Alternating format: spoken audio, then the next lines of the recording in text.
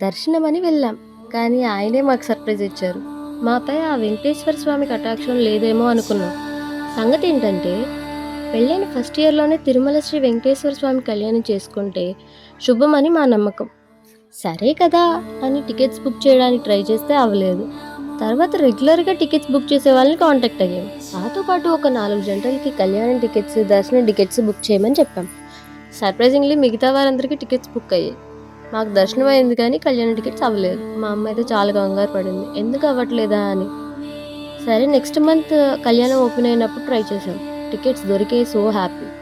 దర్శనం టికెట్స్ ఉన్నాయి కదా అని అందరితో పాటు తిరుమల వెళ్ళాం.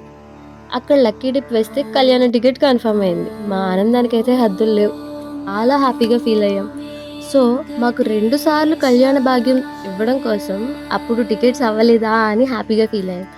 అందరూ అంటారు కదా, తిరుమల వెళ్ళాలన్నా, ఆయన దర్శనం కావాలన్నా, ఆయన ఆశీస్సులు ఉండాలని. ఆ విషయంలో మేము చాలా అదృష్టవంతులం. మీలో ఎవరు ప్లాన్ చేసుకుంటున్నారో వాళ్ళందరూ వెళ్ళాలని కోరుకుంటూ ఓం నమో వెంకటేశాయ. మరిన్ని వీడియోస్ కావాలంటే నా ఛానల్ని సబ్స్క్రైబ్ చేసుకోండి.